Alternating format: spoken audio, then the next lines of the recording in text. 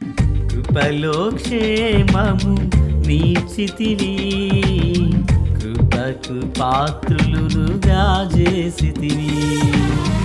కృపలో క్షేమము నీచితివి, కృపకు పాత్రులుగా చేసితివి. కృపను గూర్చి పాడెదనేను, కృపను గూర్చి పొగడెద నిన్ను. కృపను గూర్చి పాడెదనేను, కృపను గూర్చి పొగడెద నిన్ను. నీ కృపలో నాకు రక్షణ, నీ కృపలో నాకు బలము, నీ కృపలో నాకు స్వస్థత, నీ కృపలో నిత్య జీవము. నీ కృపలో నాకు రక్షణ, నీ కృపలో నాకు బలము, నీ కృపలో నాకు స్వస్థత, నీ కృపలో నిత్య జీవము. కృపలో క్షేమము నీచితివి, కృపకు పాత్రులుగా చేసితివి. ప్రభు అయినటువంటి యేసుక్రీస్తు వారి పరిశుద్ధమైన నామములో తండ్రి అయిన దేవాది దేవునికి నిత్యము స్తుతియు స్తోత్రములు, మహిమయు ఘనతయు ప్రభావములు యుగయుగములు ప్రభువునకే చెల్లునుగాక. ఆత్మీయులారా, బాగున్నారు కదా? మరో పర్యాయము మనం ఇలాగున కలిసి దేవుని దైవవాక్యమును ధ్యానము చేటుకుగాను మహాదేవుడు మనకు అనుగ్రహించిన ఈ మంచి తరుణమును బట్టి మనము ప్రభువును ఎంతగానో స్తుతించి బద్ధులమై ఉన్నాము.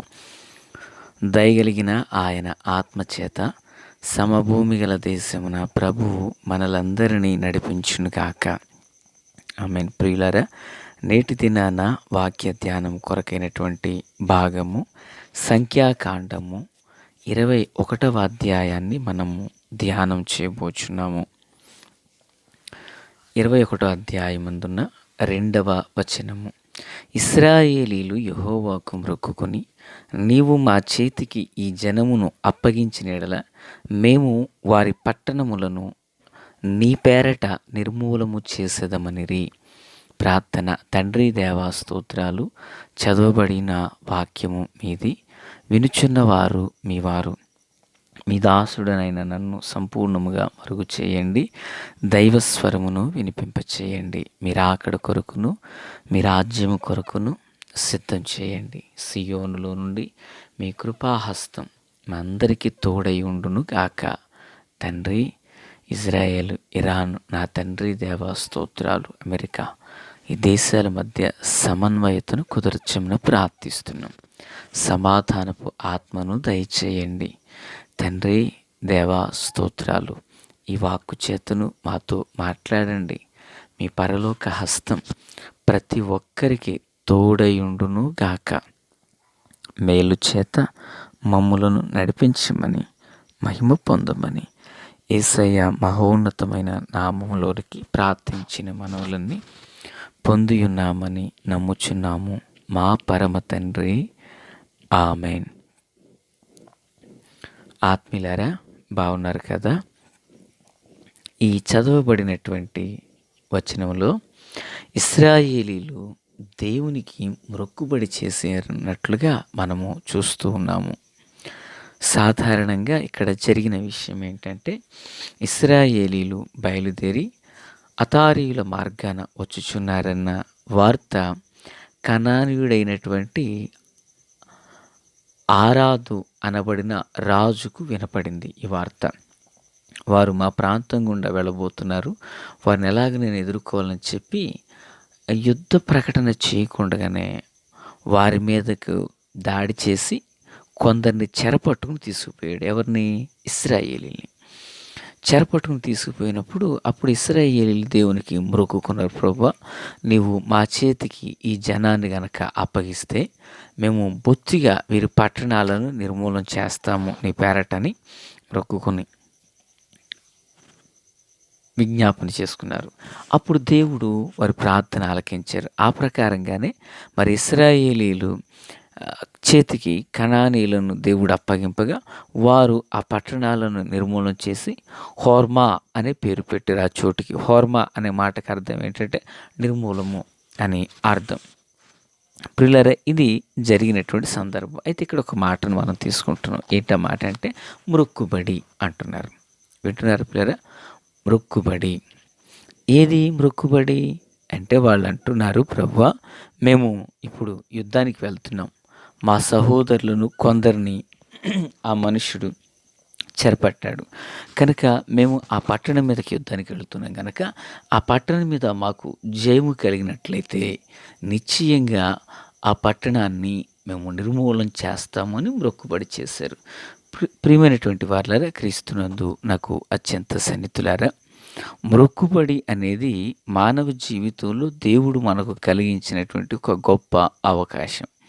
అయితే జ్ఞాని అయినటువంటి సొలొమోను ఈ మాట్లాడితే ఏమంటారంటే, నీవు మొక్కుబడి చేసుకుని దానిని చెల్లించకుండా ఉండే కంటే మొక్కుబడి చేసుకోకొనకుండుటే మేలు అంటారు. ఆయన అదే సందర్భంలో మాట్లాడుతూ, నీవు మొక్కుబడి చేసుకునే దానిని వెనువెంటనే చెల్లించుటకు నువ్వు త్వరపడు అంటారు. అంటే దాని అర్థం ఏంటి? ఒక వ్యక్తి మొక్కుబడి చేసుకున్నప్పుడు అంటే దానిని త్వరగా చెల్లించాలట. ఒకవేళ అలా చెల్లించకుండా ఉంటే ఆ వ్యక్తికి ఏమాత్రం అది ఆశీర్వాదం కానే కాదు. మొక్కుబడి చేసుకుని అసలు చెల్లించకుండా ఉండడం కంటే చేసుకోకుండా ఉండడమే మంచిది అంటారు. అయితే ఈ మొక్కుబడిని గూర్చిన ప్రస్తావనలో మనకు ఆదికాండం నుంచి ఆయా సందర్భాలలో మనకు కనిపిస్తూ ఉంటాయి. మొట్టమొదటి సందర్భం మనం ఎక్కడ చూస్తామంటే, మరి ఆదికాండం 28వ అధ్యాయం 20వ వచనంలో యాకోబు మొక్కుబడి చేస్తాడు. అప్పుడు యాకోబు, నేను తిరిగి నా తండ్రి ఇంటికి క్షేమముగా వచ్చినట్లు దేవుడు నాకు తోడై ఉండి నేను వెళుచిన ఈ మార్గములో నన్ను కాపాడి తినుటకు ఆహారం, ధరించుటకు వస్త్రాలు నువ్వు నాకు తోడై ఉండి నెడల నేను తిరిగి వచ్చినప్పుడు ఇక్కడ మందిరం కడతానంటారు. ఇదొక మొక్కుబడి. యెఫ్తా మొక్కుబడి చేస్తారు. ప్రియులారా, అలాగనే మరి భక్తులు, ఇప్పుడు మనం చదివినటువంటి ఇశ్రాయేలీలు, హన్నా, ఇలాగా ఎంతోమంది మొక్కుబడి చేస్తారు ప్రియులారా. అయితే ఈ భక్తుల జీవితాలను మనం గమనించినప్పుడు వారు మొక్కుబడి చేసి చెల్లించారు.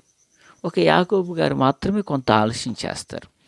అయితే ఆ మొక్కుబడి వారు చెల్లించినప్పుడు దేవుడు వారి ఎడల మరొక ఉన్నతమైన మహాకృపను వారి ఎడల వెల్లడిపరిచారు. దేవునికి స్తోత్రం కలుగును గాక. మహోన్నతమైనటువంటి కృపను దేవుడు వారికి వెల్లడి చేశారు. అయితే పిల్లరా, కొందరు వెనువెంటనే చెల్లించారు. ఈ మాటలు వింటున్న మరి నీ జీవితంలో నువ్వు మొక్కుబడి చేసిన తర్వాత నువ్వు వెంటనే చెల్లించావా, లేకపోతే ఆలస్యం చేసావా? ఇదిగో దేవుని వాక్యం సెలవిస్తుంది, నువ్వు మొక్కుబడి చేసుకుని చెల్లించకుండా ఉండే కంటే అసలు చేసుకోకుండా ఉండటమే మేలు. ఓకేనా? అయితే రెండో మాట, మొక్కుబడి చేసి దాన్ని చెల్లించినప్పుడు ఆ ఫలితం చాలా దీవెనకరంగా ఉంది, చాలా ఆశీర్వాదకరంగా ఉంది కదా ప్రియులారా. హన్నా గారికి సంతానం లేరు. అయ్యా, నాకు ఒక్క కొడుకునిస్తే చాలు, సేవకి ఇచ్చేస్తానయ్యా అని మొక్కుబడి చేశారు. ఆ ప్రకారంగా ఏం చేశారు? దేవుడు వారి ప్రార్థన ఆలకించి చక్కనైనటువంటి కుమారుని దయచేశారు. పాలు కూడా విడిచిపెట్టక మునిపే అనుంది బైబిల్లో. అంటే దాని అర్థం ఏంటి? మొక్కుబడి చేసుకున్నవారు మొక్కుబడిని చెల్లించడానికి ఎంత త్వరపడ్డారో మనకు అక్కడ అర్థమైంది. వింటున్నారా ప్రియులారా?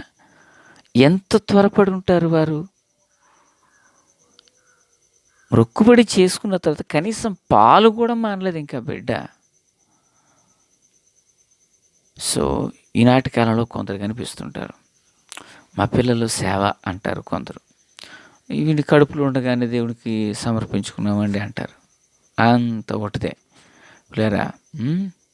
అంత ఒకటిదే. లోకం వారిలోకో వీరి లోకంలో పడేంత వరకు అలాగ ఉంటారు. ఏమైంది సమర్పణ మొక్కుబడి అంటే, యేసు రక్తమే చేయి, నువ్వేం చేస్తావో చెయ్యి. ఎంతోమంది మొక్కుబడి చేసి దానికి నిబంధనలో నిలవని వారిగా మిగిలిపోయారు. ఈ మాటలు వించిన దేవుని పిల్లరా బాగా గుర్తుపెట్టుకుందాం. మన ఆత్మీయ చిన్న జీవితంలో ఎవరైనా సరే మొక్కుబడి చేసుకుని దానికి మనం లోబడి ఆ ప్రకారంగా దాన్ని చెల్లించిన ఎడల హన్నా గారిని గుర్తుపెట్టుకుందాం. దేవుడు మరలా హన్నాను ఎలకాను జ్ఞాపకం చేసుకున్నట్టు 5 సంతానాన్ని ఇచ్చారు. Praise the lord. ఎంత గొప్ప మాట అండి.